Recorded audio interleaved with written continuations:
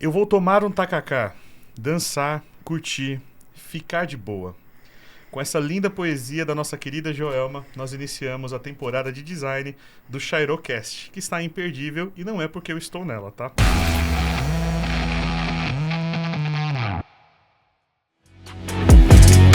É por conta dos convidados e tudo que a gente tem para poder conversar. Comigo tá aqui o meu querido Dalton. Salve, rapaziada. Que poesia bonita, viu? Sensacional, cara. Sensacional, a Joelma sempre nos sensacional. inspira. Muito bom. E, sem muita enrolação, a gente já vai partir pro nosso convidado, que eu tenho uma estreita história com ele, com todo esse rolê. E eu vou ler aqui a descrição dele, que eu preparei com muito carinho. Vamos lá. Com 31 premiações, nosso convidado é diretor de criação. Começou sua jornada nos anos 2000, fundou sua agência Blue Bossa 18 anos atrás, foi presidente do comitê de design do Prêmio ABC da Comunicação e hoje eu tenho o prazer de tê-lo como vice nessa jornada, me ajudando muito. Um mestre em design e branding que ama fazer trilha e já escorregou muito na lama, nosso querido Evandro Martins. Valeu. Seja bem-vindo, mano. Hein? Valeu, Muito Pedro. bom, muito Pô, bom. essa apresentação fantástica. Ficou boa, né? Ficou Ah, boa. que isso. A parte da lama eu não sei se já escorregou, mas eu sei Nossa, como você muito, faz, com muito. certeza Com certeza. já deve ter levado um rola já. Muitos. Toda semana tem uma história pra contar. Né? Mano, sensacional. Às vezes eu vejo os stories do Evandro na trilha, É. eu falo, mano, nunca conseguirei. Mas é trilha tipo como? De mountain bike ou de motocross? Não, eu faço corrida mesmo. Ah, corrida mesmo. Tipo, Na trail trilha, da running, hora. né? tipo, Corrida Não, e eu trilha. certamente cairia. Não, com certeza os capotes fazem parte da... Entendi. Fazem parte da trilha Da e às trilha. vezes fazem parte também do design, muito Sim, profundo isso. sim. Tem Evandrão, muitas referências em comum ali, né? Do design e da trilha, né? É muita lama, muito perrengue. eu tô gostando do rumo. E eu tô muito gostando do prazer, rumo. e muito prazer também, né? No final a gente... Eu amo as duas coisas, né? São as duas paixões que eu tenho, que é o design e a trilha, então acho que dá pra tirar lições de uma e colocar na outra. Sensacional, Pô, muito mano. bom. Sensacional. Há, sei lá quantos anos atrás, a gente estava no nosso primeiro programa, Verdade. participando aqui junto com o Bona na BCCom. Verdade. E a gente estava lá falando sobre embalagem. Nossa, é verdade. E ali começou a nossa longa jornada, nossa longa trilha. História. Nossa longa trilha aí, ó. O tema tá aí. Tá aí. Evandrão, nossa proposta é ter um papo que às vezes a gente sente um pouco de falta, principalmente nos dias atuais. Sim. Que nem a gente estava conversando um pouco antes agora sobre o pessoal não tá querendo na questão do presencial e tal, e perde uma coisa essencial pra Exato. gente que é criativo, que é o papo de bancada. Sim. Então, essa é a nossa proposta para hoje. Perfeito. Você aqui inaugurando nossa temporada, inaugurando minha primeira participação, né, conduzindo o podcast. Que legal. Enfim, tô Não, honrado demais. mano. vamos junto, Obrigado. já deu certo. É isso aí. Evandrão, pra gente começar, você encontrou o design ou o design que te encontrou? Cara, é curioso, assim, a minha entrada na área, né, do design foi... quando eu começo a falar de datas, eu começo a me sentir mais velho do que eu já sou, mas foi ali, acho que em 98, 99, que tinha um amigo que tinha uma agência, que na verdade nem era uma agência, ele tinha um escritório que fazia diagramação de revistas. E na época eu estudava eletrônica, né, coisas que não tinha nada a ver, assim, eu nem sabia que dava para trabalhar com design, para mim nem existia essa É profissão. um mundo novo. É. Uhum. E aí o amigo precisava, Evandro, eu tô aqui com umas revistas diagramando, na época quase, não, acho que nem tinha foto digital, então tinha que escanear umas fotos, cromos. Aí ele, tô precisando de alguém aqui para me ajudar, eu tava desempregado, falei, vou te ajudar aí na agência. Aí comecei lá a escanear cromo, escanear foto e participando um pouco ali como espectador, né, da área de criação. E comecei a ver, falei, pô, legal isso, cara. E comecei até a dar umas dicas ali, dar umas ideias pros caras. Os caras, pô, Evandro, você tem um feeling diferente aí, né? De repente, por que você não vai estudar isso, né? E aí foi bem na época que eu tava para prestar vestibular. Aí eu fui pro design digital, que era, tipo, o início do curso de design digital da IMB Morumbi lá. E eu fui meio que, acho que segunda ou terceira turma, assim. Então era design, né? Tinha bastante de design gráfico ainda do offline ali, né? No curso. E um pouco do digital que estava começando, né? Isso 99, 2000. Foi o início mesmo, né? A divisão das águas do design, né? Exatamente. Illustrator 3, assim, Não, eu nem Photoshop, conheço. Eu nem Photoshop conheço. 4. Eu nem sei o que é isso, talvez. Esse daqui não conhece nem a tela branca do Photoshop.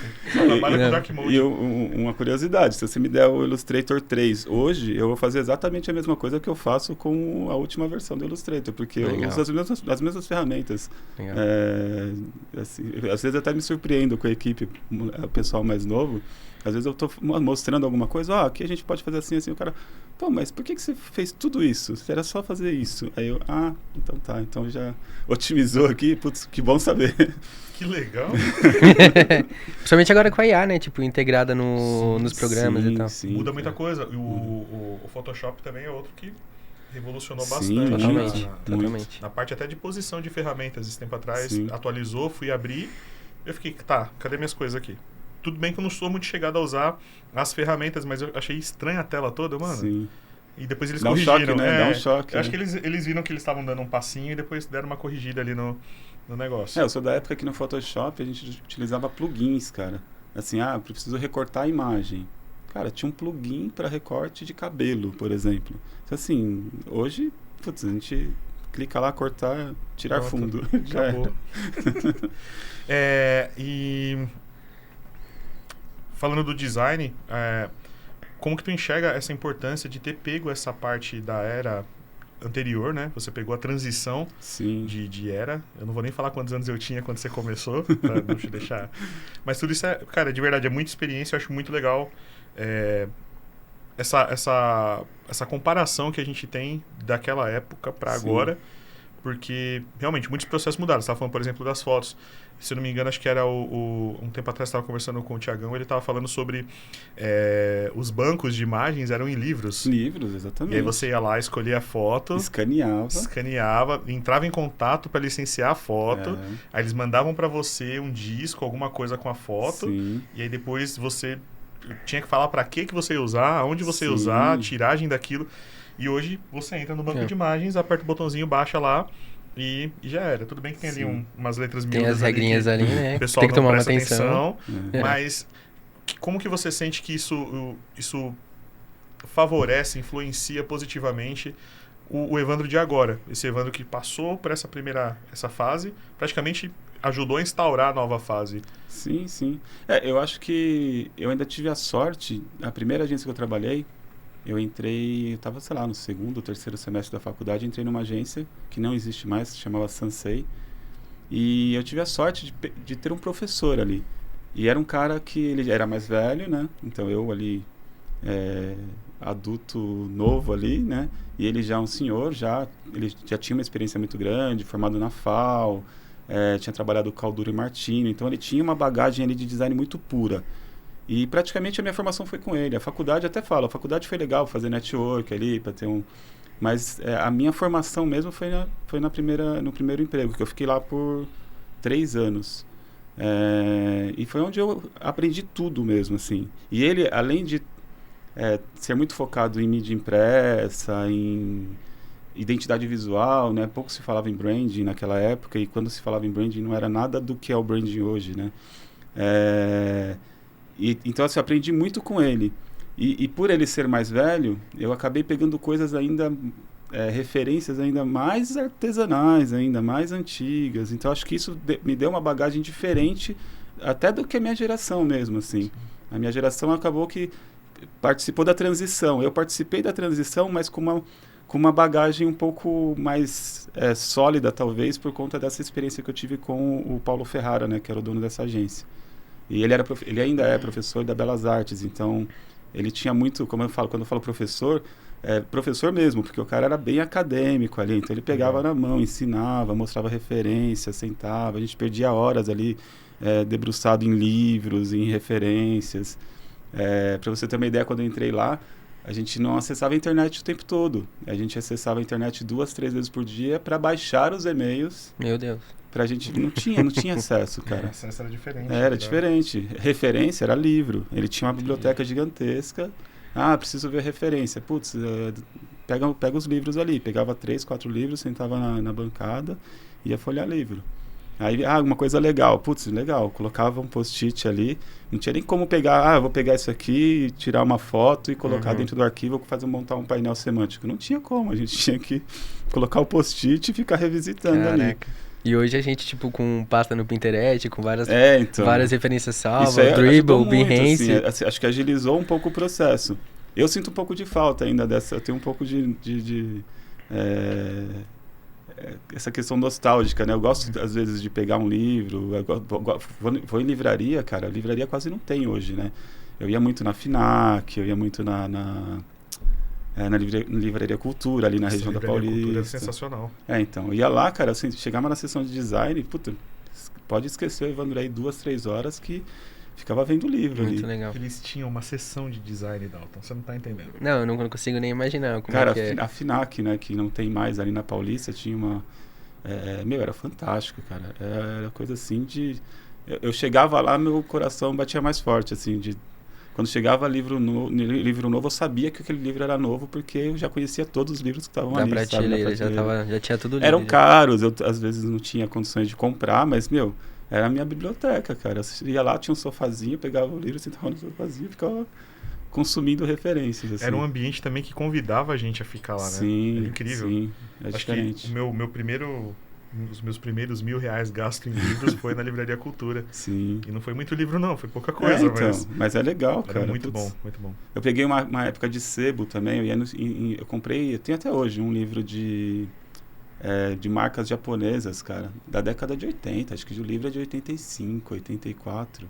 Às vezes eu ainda pego o livro, cara, e dou uma folhada lá. É muito bom. E, tem coisas ali, assim, que a gente acha, vê referência, né, no Pinterest, no Behance, achando que, puta, que referência foda, que trabalho atual. Aí você pega um livro de 85, 86, você abre... O trabalho é atual ainda. Você fala, porra, é melhor do que aquilo que eu tô vendo ali, Entendi. tipo. Sim, eu acho que uma coisa que com a internet, com o aumento do volume de dados, a questão da qualidade do que a gente tem de referência também caiu, né? Caiu. Porque antigamente tinha uma curadoria, tipo, você Sim. vai gastar uma página de um livro para colocar qualquer tipo de projeto. Então hoje acho que a gente, como tá ali gratuito, né? Tipo, free, qualquer coisa pode Todo virar mundo coloca. É só postar, referência. É só postar. Então, eu acho que a gente perdeu um pouquinho da qualidade. Sim. Inclusive, se você produzisse uns conteúdos com esse livro, ia ser legal, hein? Com esses Pô, materiais. cara, eu tenho bastante coisa, cara. Bastante coisa Ia ser guardada. bem legal. Já fica a dica. Só fica a dica. Eu só acho que deveria acontecer isso. Só acho. E pegou toda essa época transicional do design, pegou a mudança, a virada de chave do design. Sim. Antes eu vou voltar num ponto que é com relação até sobre a parte de educação e de ensinar, e desde do começo da nossa amizade é algo que é muito marcante contigo, porque desde o dia da entrevista, naquele dia tu tava me acalmando, me tranquilizando, tava tipo me dando uns toques ali também, a gente avançou na entrevista, depois disso a gente continuou se falando ali, né? E sempre quando eu tenho oportunidade de estar contigo, de trabalhar contigo, seja no comitê, seja nos projetos que a gente trampou, tudo mais, cara, eu aprendo muito contigo. Acho que tu absorveu muito bem, ou já tava aí já em você essa característica do teu mentor, é muito fera. Ah, que legal. Inclusive, tipo, como você enxerga isso hoje no ambiente da agência, voltando para a questão do presencial, voltando para a questão de ter novos talentos. Eu acredito que a agência ela é um ambiente meio educacional, né? Para isso. Muito. Mas como é que está sendo a sua visão? O pessoal está aberto, não está aberto para aprender? Estão perdendo isso, né? Com a questão do home office? Eu acho que eu tenho uma característica também que virou característica da Blue Bossa nesses 18 anos. Eu prefiro muito formar pessoas. Então, eu gosto muito de pegar estagiário, pegar pessoas que estão começando ali, ou estão fazendo uma transição de carreira, de repente já tem uma... sei lá, às vezes a pessoa já tem uma formação e não se deu bem e foi para a área de design. Eu gosto muito de pegar essa pessoa para formar. Eu sei que é natural, vira um ciclo, a pessoa fica, aprende, cresce, se desenvolve e sai da Blue Bossa, vai para outras agências maiores, vai para outros lugares, ou até abre a própria agência, muitas vezes acontece isso. Eu sei que é um ciclo natural, eu acabo perdendo as pessoas, mas eu continuo com amigos, né? Acho que nesse período aí de 18 anos, todo mundo que passou pela Blue Bossa, acho que não tem uma pessoa que eu não saiba o nome, que eu não tenho contato, que pelo menos uma vez ou outra ali eu não tenho alguma interação de conversar. Isso acho que é muito bom. Mas eu vejo que é muito característica também das pessoas. Tem pessoas que não estão tão... principalmente essa nova geração, né? Acho que... A gente até comentou antes, né? 25 menos ali... É uma galera que eu tenho um pouco de dificuldade de colocar nesse trilho, sabe? De formação, de paciência, de entender que é um passo de cada vez. Eu vejo que é uma galera mais imediatista, mas a gente tem que se adaptar também, né? Porque a galera que está chegando no mercado numa realidade totalmente diferente da realidade que a gente chegou.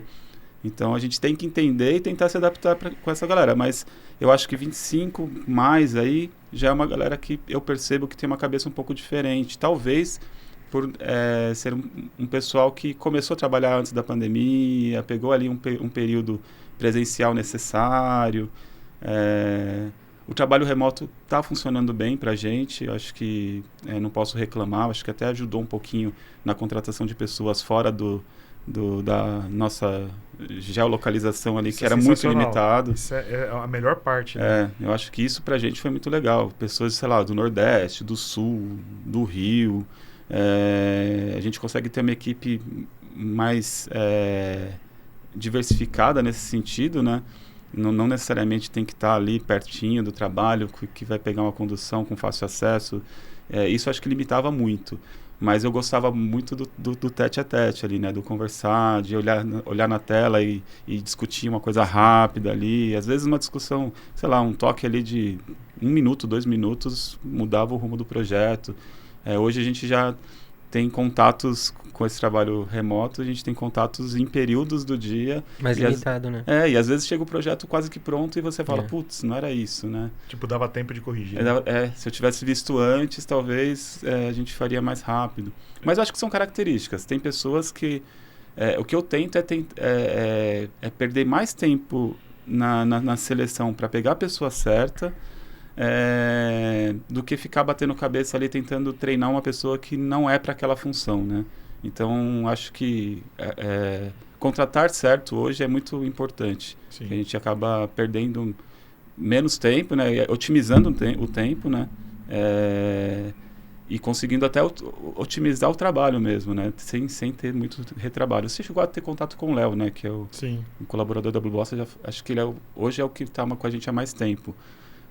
Ele é um cara que ele chegou estagiário, cru, e hoje ele tá voando, assim, cara. E difícil, eu já tô com dificuldade de segurar ele na equipe, porque ele tá gigante já. É um problema bom, né? É um problema bom. Ele tá gigante, tá fazendo coisas, assim, fantásticas, cada vez melhores, e ele se encaixou muito bem, tanto no nosso formato, quanto no formato do trabalho remoto. Então, a minha missão hoje, quando eu falo de contratação, é buscar pessoas com a mesma característica que ele. E é até difícil não comparar, né? Virou uma régua ali que foi traçada naturalmente, que é dificilmente não comparar dentro das possibilidades ali com o que eu tenho hoje, que é considerado, para mim, a melhor opção, né? Daqui a pouco ele vai ouvir isso e vai querer pedir aumento. Ele vai pedir aumento. Já espera a mensagem. Pode pedir aumento, confia. Não, mas ele já faz parte independente de qualquer coisa, assim, acho que ele já faz parte da família aí. Eu torço por ele, ele sabe disso. Sim. Acho que é natural, é o que eu falei, né? Todas as pessoas que passaram pela Blue Bossa, elas acabam evoluindo e saindo da Blue Bossa para alçar voos mais altos. Né? Se a gente não tiver esse tipo de preocupação e incômodo com o pessoal, de tipo, vai sair daqui e vai procurar outra coisa, eu acho que a gente está agindo errado, né? A gente está criando o pessoal errado. Lá na agência também, é o primeiro papo que eu tenho com quem entra debaixo do meu guarda-chuva. Beleza, vamos trabalhar junto? Vamos trabalhar junto. Vamos crescer? Vamos crescer. Vamos evoluir. Daqui a um tempo eu quero ter um problema. De você vir me falar, poxa, recebi uma proposta. E eu falar, e aí, você vai? Não vou, escolhi ficar aqui. É uma opção, né? É uma opção. Mas se chegar e falar, não, eu tô indo, é uma proposta muito boa pra mim, Show de bola, vai com Deus. Vai voar, né? Que nem você falou, você lembra de todos, eu lembro do nome de todo mundo que já trabalhou com a gente na Charu, então... tem pessoas até que fazem parte até do nosso ciclo ali, né, de contatos. O Marcos, por exemplo, né, trabalhou com você, trabalhou com o Rodrigo. O Marcos trabalhou em quase todas as agências, né? Tipo, teve um ano do prêmio que só dava ele. Né? Inclusive, saudade, Marcão, saudade, viu? Ô, Ivan, deixa eu perguntar pra você. O que você julga boas características para contratar alguém? Tipo, um designer mais... Cara, eu acho que a facilidade de trabalhar em equipe, acho que é importante. Não ser tão ansioso com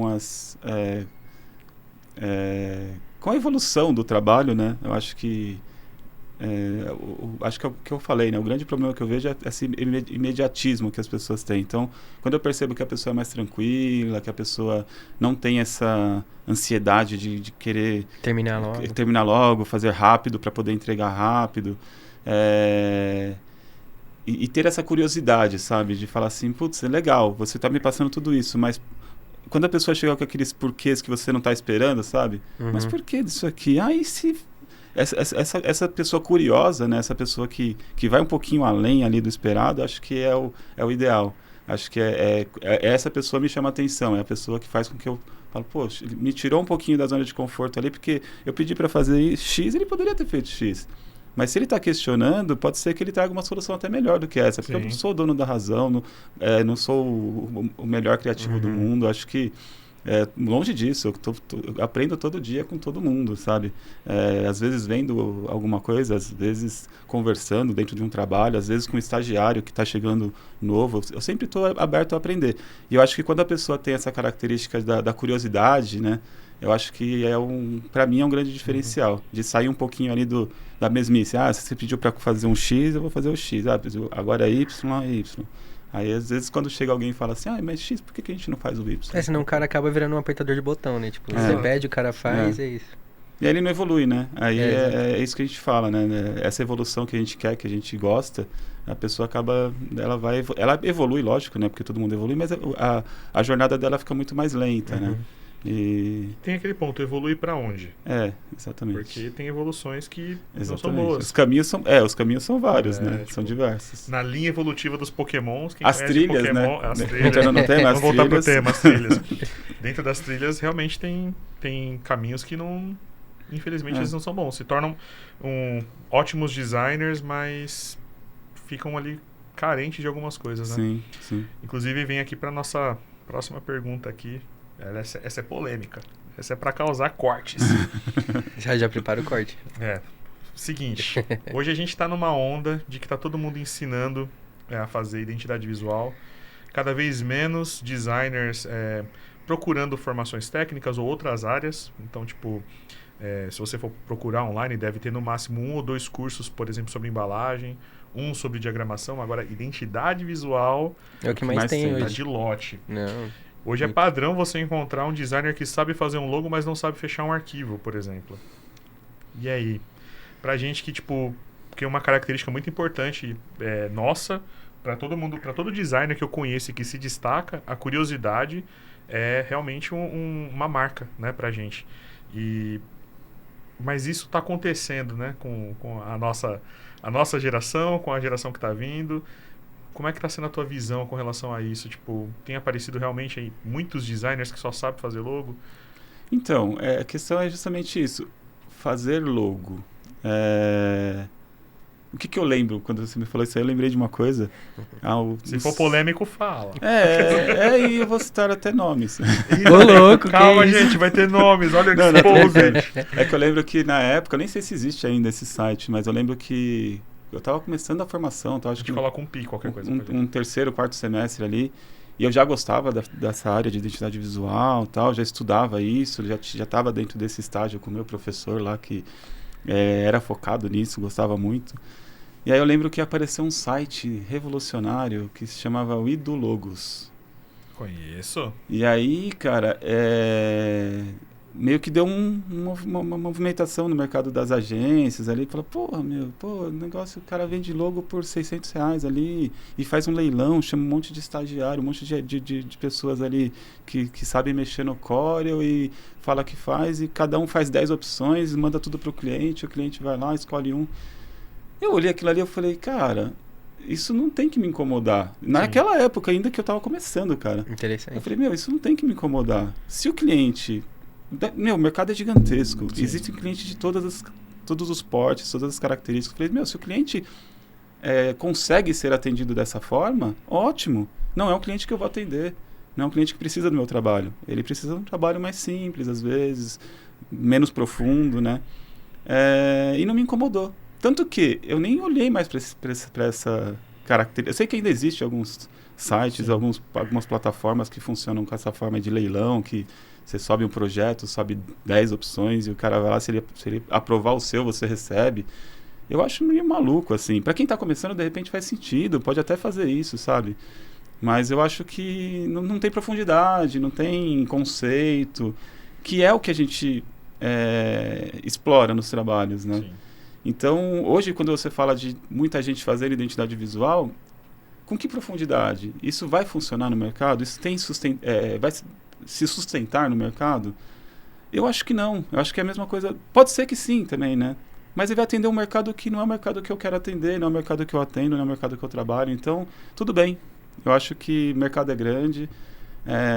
Tem cliente que vai chegar, que vai fazer um trabalho com essas pessoas com formações mais rasas, que depois lá na frente vão perceber que não deu tão certo quanto ele queria, e aí sim ele vai buscar um trabalho profissional mais estruturado, mais sólido, com profundidade suficiente para atender a necessidade dele real, né? Eu lembro que até dessa questão do Ido Logos, tinha um cliente que eu já atendia, era um cliente grande, ficava ali na Vila Olímpia, e o cliente pediu um orçamento para fazer um rebrand na época.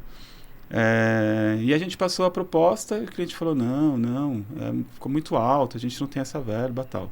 E o cliente sumiu. Aí passou um tempo, ele voltou. Eu queria negociar aquela proposta, tal, mas assim, sei lá, 6 meses, quase um ano depois. Eu falei, não, tranquilo, né, vamos retomar. E nessa que a gente falou de retomar, por curiosidade eu entrei no site do cliente, falei, deixa eu ver, sei lá, fui pegar endereço, alguma coisa assim, para ir para a reunião. Quando eu entrei, eu vi lá um logo horrível, assim, tipo, que não era aquele que a gente já trabalhava antes, era um novo, que não deu certo.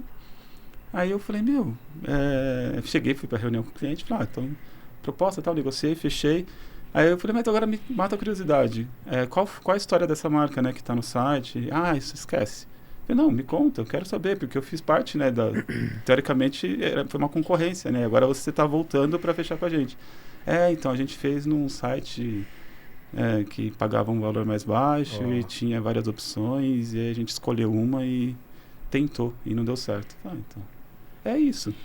E no final das contas o cliente sabe que, tipo, não tem estratégia, não tem conceito, não vai ser, tipo, um trabalho que vai durar a longo prazo. Então, o cliente sabe se for o cliente certo pra gente. Se não for o cliente certo, ele se contenta com aquilo e vai. Entendi. Pode ser que lá na frente, quando a empresa evoluir, que ele criar uma cultura de comunicação, alguém vai mostrar para ele, pode ser que isso entre na cabeça dele, mas lá na frente, depois que a empresa evoluiu, ou até montou uma equipe de marketing diferente, que entra um diretor com uma cabeça diferente, aí vê aquilo lá e fala, não, a gente precisa... Aí, talvez, é isso, acho que é cultura. Não se colocando num patamar de superioridade, mas tem gente que não vai entender, cara. Eu tenho amigos, empresários de sucesso, assim, amigos pessoais mesmo, que o cara não consegue contratar meu trabalho. O cara que eu vejo toda semana. O cara não contrata meu trabalho, porque ele não entende. E não é porque ele é menos ou inferior, não é. Ele só tem uma cabeça que na cabeça dele não entra a questão de comunicação, de feeling, de bom gosto, de estratégia. Para ele eu preciso só de um login, eu preciso só de uma marquinha. Para que eu vou pagar um valor tão alto se meu cunhado pode fazer para mim? Entendeu? Meu sobrinho faz. Sobrinho é antigo esse termo, né? E é polêmico também, né? Um ponto... Pode falar. Gancho rapidinho. Você falou do sobrinho? Eu tenho um tio que ele também é um cara de negócios, né? E ele já me indicou alguns clientes. E aí eu sempre, quando alguém fala, meu sobrinho faz, eu lembro que eu falava pro meu tio, que ele sempre me indicava assim, né? Você tá precisando de um trabalho profissional de comunicação, tal, de um rebrand, de uma marca nova, tal. Eu tenho um sobrinho que tem uma agência. Eu falava pra ele, não fala do sobrinho, fala que você tem um amigo, ou fala o nome da agência. Pessoa, não fala que você tem um sobrinho, porque essa do sobrinho... eu tenho um sobrinho que faz esse tipo de trabalho. Já joga bastante lá embaixo. Joga lá pra baixo. Então... Dá uma queimadinha curioso, de né? leve, só de leve. Até voltando no tópico anterior, né, falando sobre a identidade visual, e você sente que está faltando conhecimentos na caixa de ferramenta desses designers? Ah, sim. Quais conhecimentos, por exemplo? Putz, eu acho que princípios do design, cara, coisas básicas às vezes. Às vezes é um grid, sabe? O cara... É tudo muito automático hoje, né? Às vezes a pessoa pega uma referência, não copia, mas utiliza aquela referência como uma base, mas ela não sabe o que está por trás daquela referência, né? Então, assim, é uma questão de alinhamento, um conforto visual diferente ali, às vezes um estudo diferente de cores, profundidade, né? Eu acho que falta um pouco de profundidade, principalmente nos princípios de design ali, tipografia, cara, putz... tem gente que não sabe nada sobre tipografia. Você vê, às vezes você pega uma agências até boas, assim. Você vê lá 10 projetos de identidade visual, 8 com a mesma fonte, sabe? Então, eu acho que falta um pouco... Acho que não é nem preguiça, cara. Acho que é o imediatismo do mercado tá puxando também. Um pouco para isso, talvez. Eu tô batendo no microfone direto aqui. Eu também tô batendo. Vocês perdoam, tá? Perdoem em casa, gente. Então acho que esse imediatismo do mercado faz com que acaba tomando um rumo de fazer projetos mais rápidos e pegar algumas soluções mais fáceis ali, né, alguns atalhos, né, algumas trilhas mais curtas. Só que não necessariamente são os melhores caminhos, né? E eu sinto um pouco de falta disso, de profundidade, cara. Eu acho que os princípios ali, né, de design mesmo, tipografia, estudo de cores, estudo de grid, composição, elementos gráficos, assim, tá tudo muito vazio, sabe? Tanto que na Blue Bossa eu acabei pegando um pouco por conta disso, né? Eu acho que por sentir essa falta, eu acabo suprindo como? Quando chega um projeto muito estratégico, eu sempre faço a primeira criação. Porque nessa primeira criação eu consigo trazer já muito desses princípios. E aí quando eu levo para um parceiro ali que vai continuar a fazer o desdobramento desse projeto, eu já levo muita coisa mastigada. E aí esse imediatismo fica na mão dele mais baseado numa coisa mais profunda ali, mais sólida, né? É ruim, porque eu acabo me sobrecarregando e não levo, talvez, uma profundidade de conhecimento. Designer, né? Então, assim, quando eu consigo, né, quando não tem tanto essa pressão de prazo ali, eu gosto de trazer as pessoas para ajudar nessa parte mais profunda ali. Só que não é sempre que a gente consegue, né? Então, às vezes, quando o prazo aperta, o atalho que eu tenho, né, é esse. Eu acabo fazendo essa primeira criação e depois passo para a equipe fazer o desdobramento já com praticamente mastigado ali o que precisa. É um atalho que custa caro, né? Custa caro, exatamente. Custa caro, mas realmente com a velocidade que a gente tem que entregar as coisas, é o modo mais garantido de avançar. É igual fechar arquivos, é a mesma coisa. Vamos fazer produção. Legal, vamos fazer produção. Eu trabalho bastante com eventos.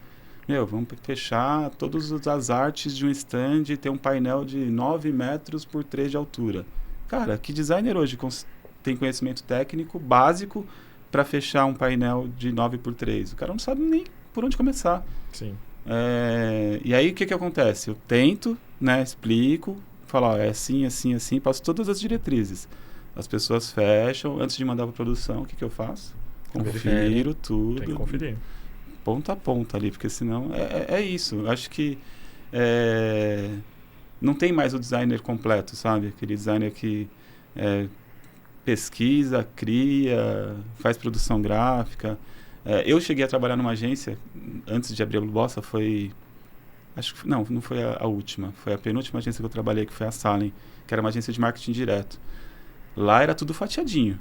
Lá eu só criava. Eu tinha minha dupla, que era um redator, tinha um produtor gráfico, tinha atendimento, eu nem falava com o cliente. Então, assim, eu só fazia a minha fatiazinha ali, que era criar. Às vezes eu criava as artes, às vezes, em baixa resolução, que ia para impressão. Por quê? Porque depois o produtor gráfico... Não, tinha um finalizador, depois tinha o produtor gráfico, e eu lembro que eu ficava um pouco perdido, porque a minha formação na Sansei era uma formação de ponta a ponta. Eu fazia reunião de briefing com o cliente, fazia pesquisa, fazia criação, apresentava projeto, fazia desdobramento e fazia produção.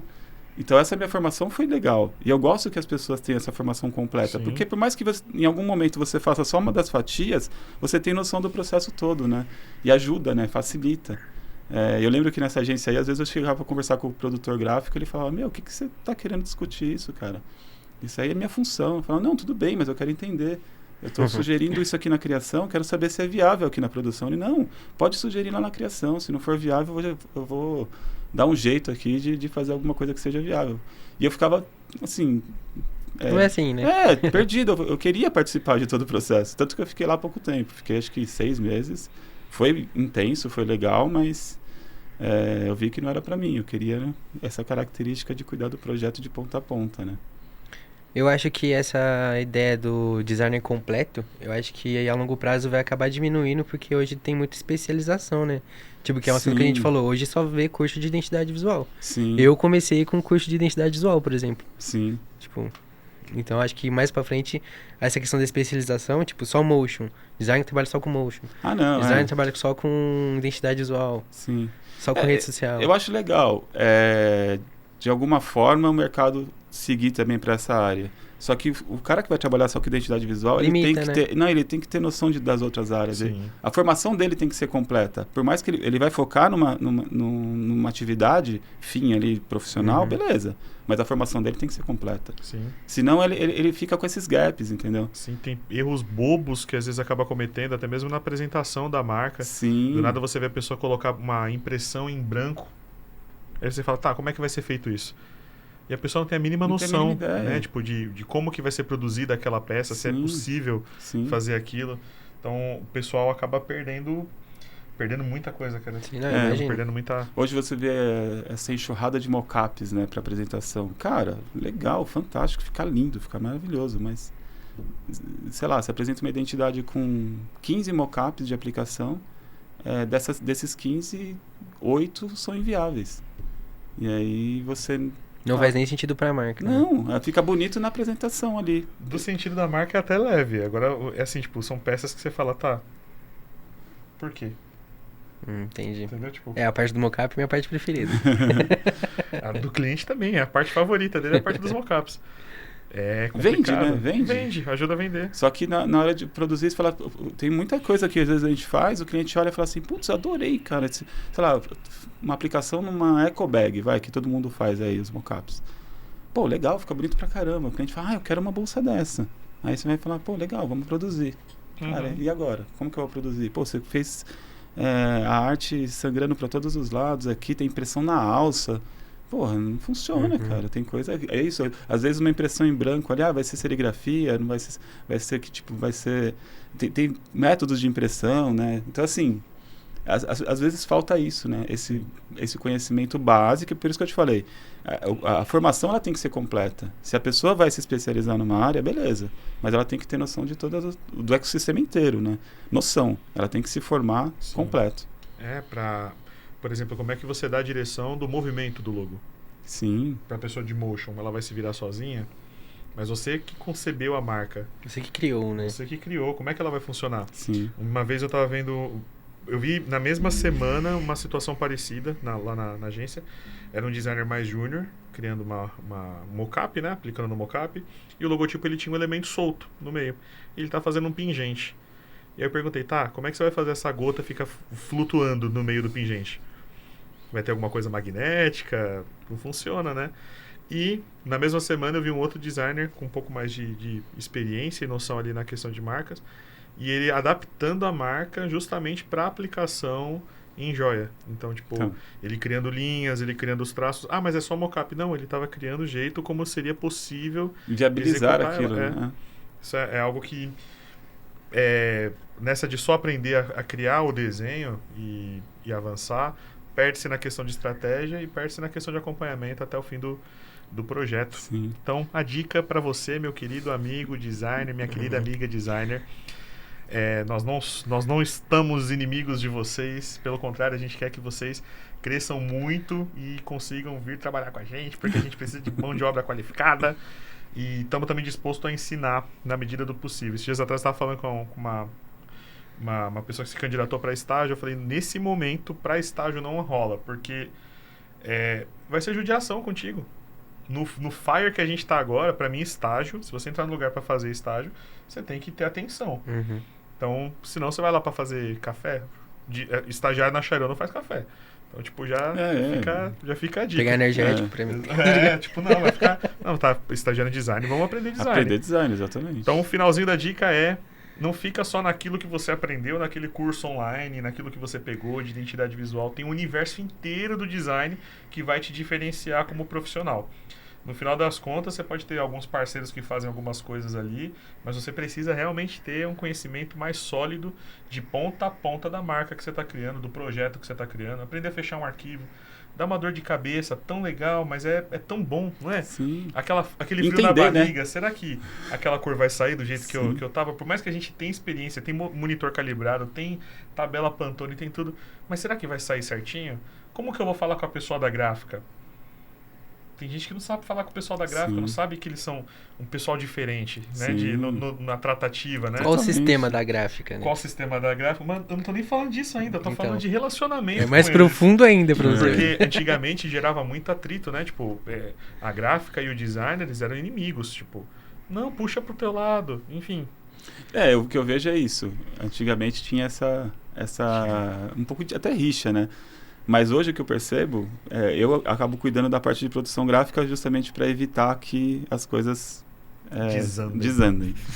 E quando eu cuido da produção gráfica, que eu falo com o cara da gráfica, o que eu percebo é que o cara, hoje, né, quando o cara vê que ele está falando com alguém que sabe que está falando também, o cara fica tranquilo.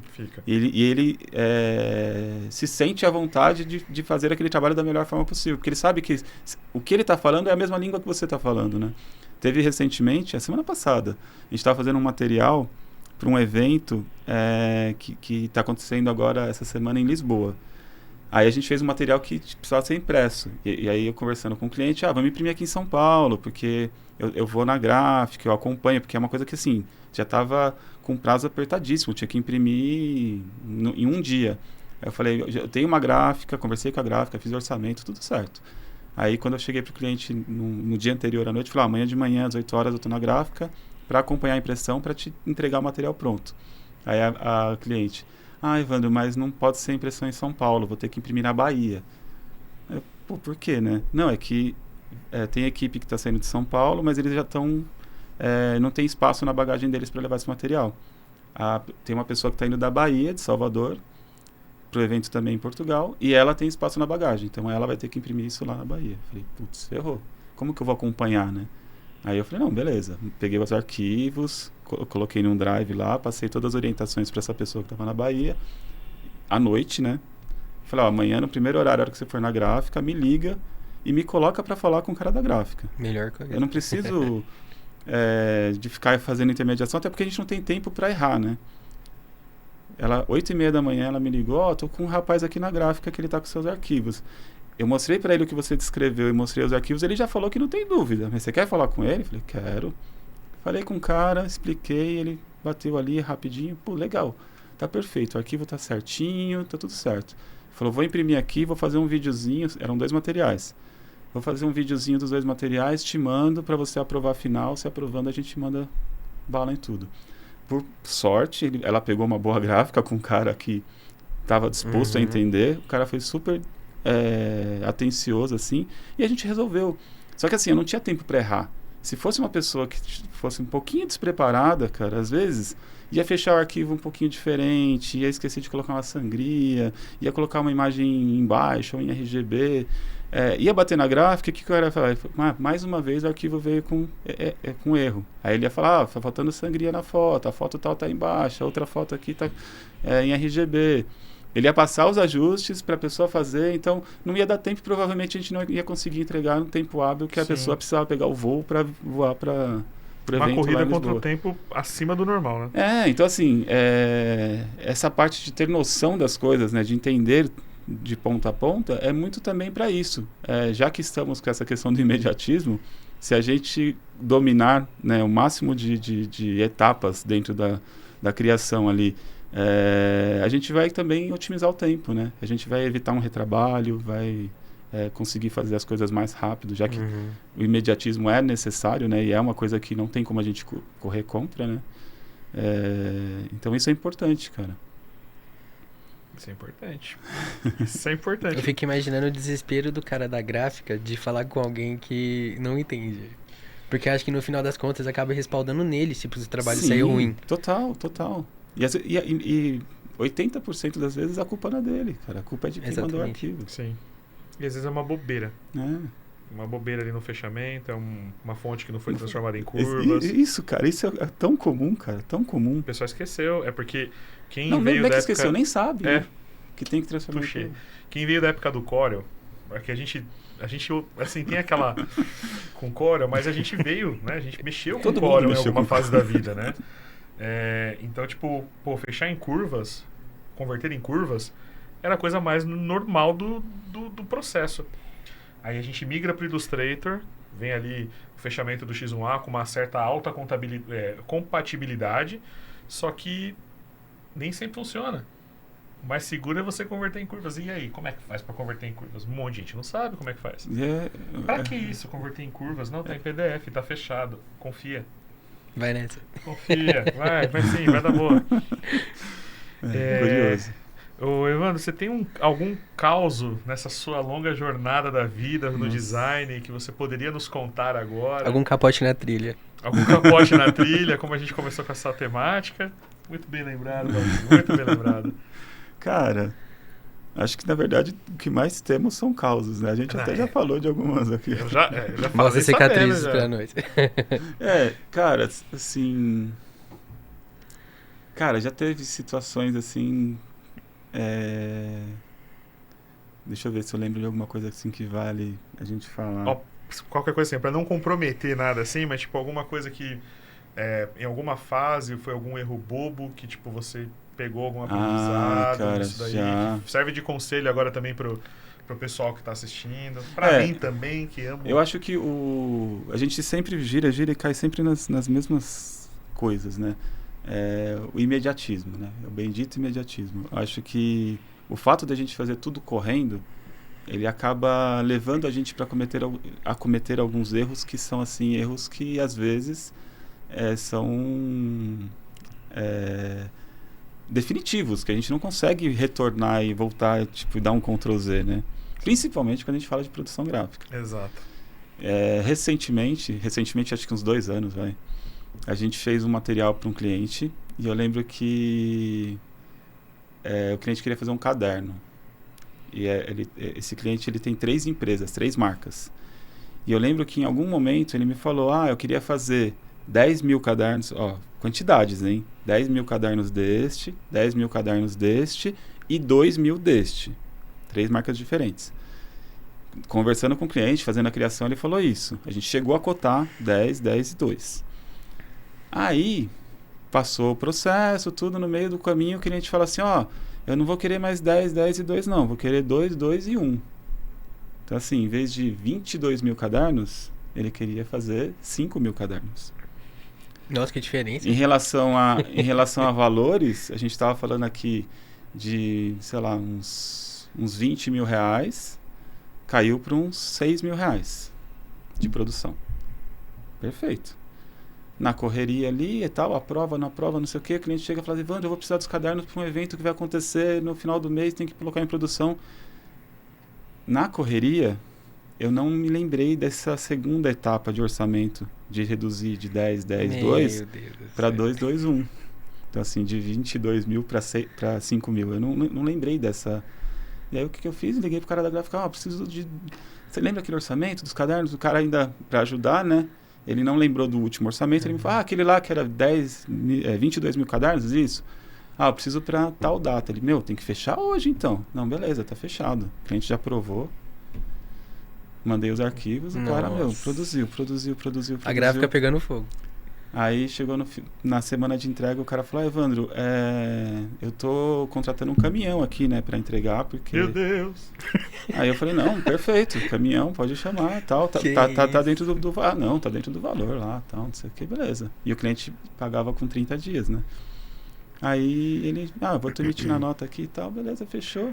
Combina com o cliente lá, mas vê se vai ter alguém para receber, onde armazenar e tal. Aí foi na hora que eu liguei pro cliente e falei, o cara vai entregar os cadernos. Que legal.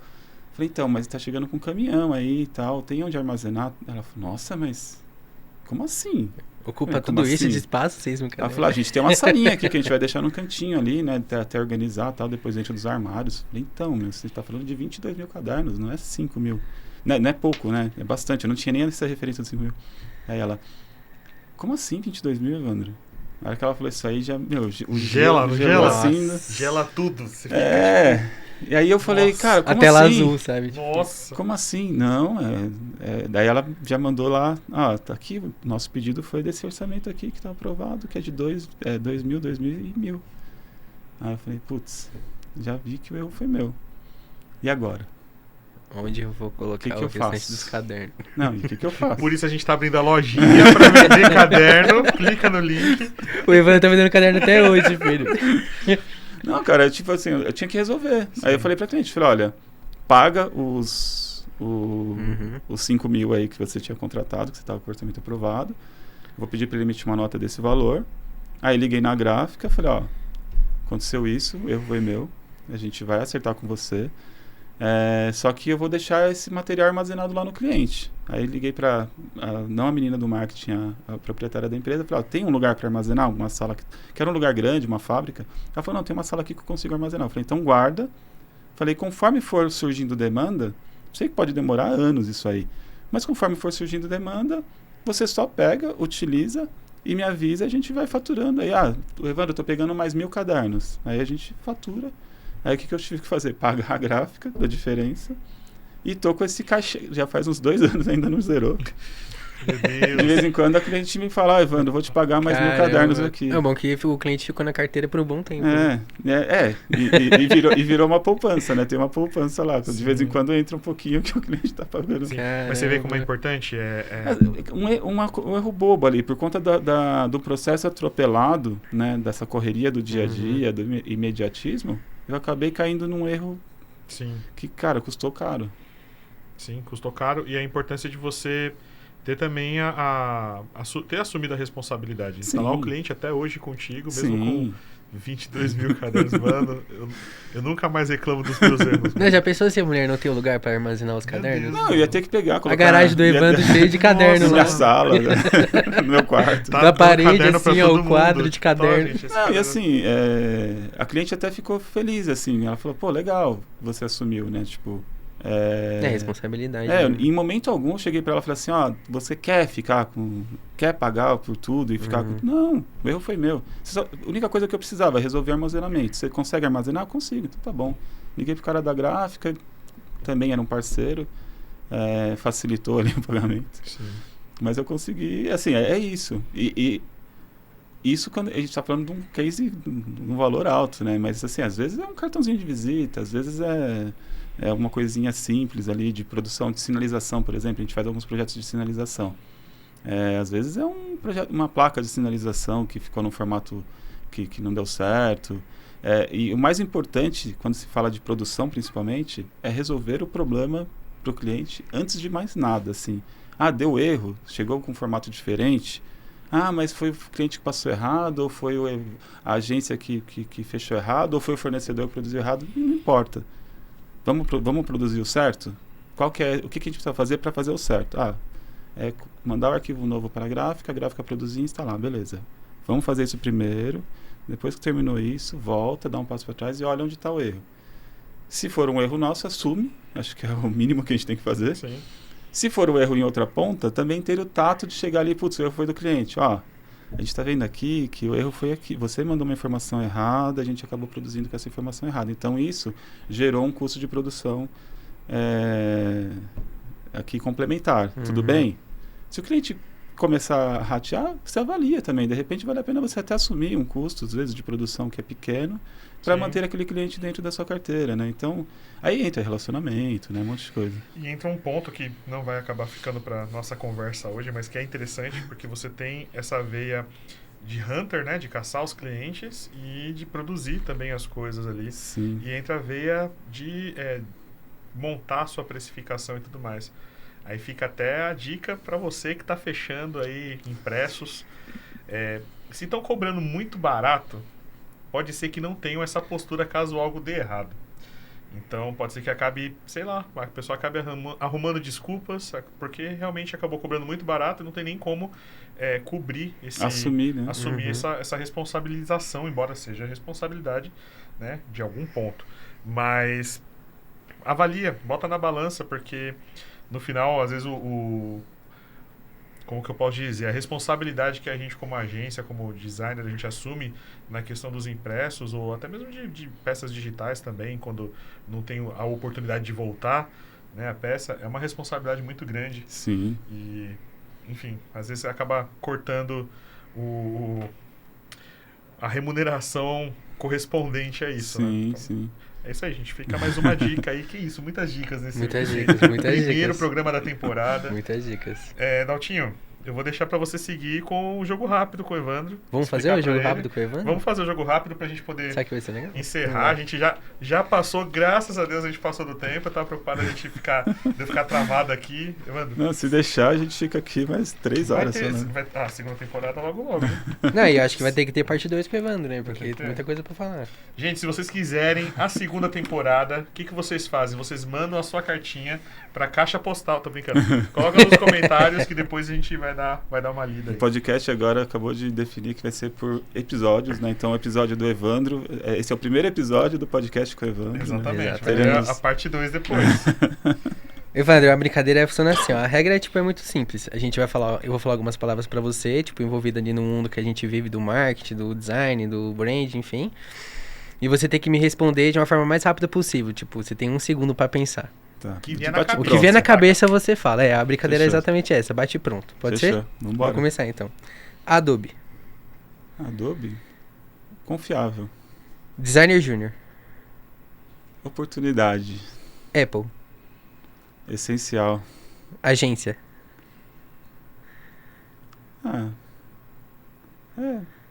É o caminho. Pantone.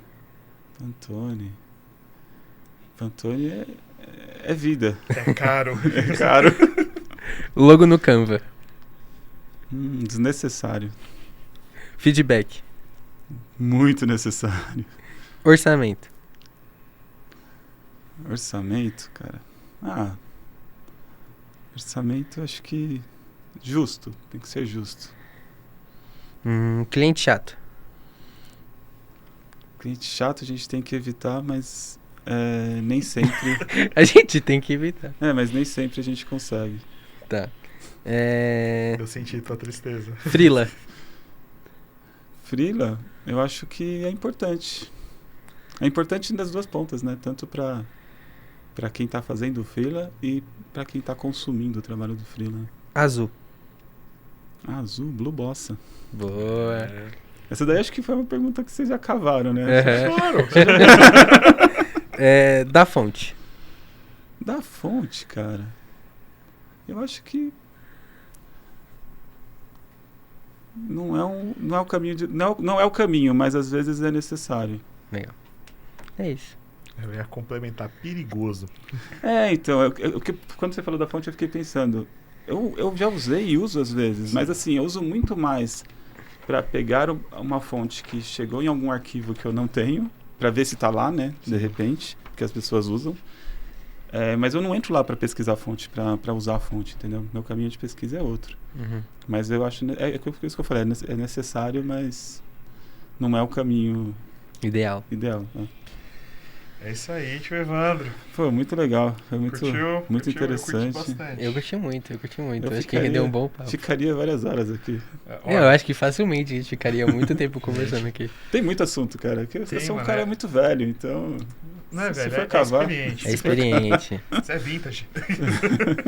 Tem muita trilha pra explorar ainda. Tem muita trilha. Pessoal, a gente tá aqui encerrando esse primeiro episódio da temporada aqui com o Evandro. Siga o Evandro nas redes sociais, onde a gente encontra, tio Evandro.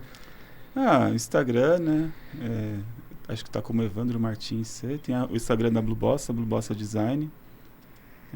Não sou um cara tão ativo quanto gostaria, mas são esses 2 canais aí que a gente tem. No site da Blue Bossa também tem alguns links ali de algumas redes sociais alternativas que não se usam mais. Flickr.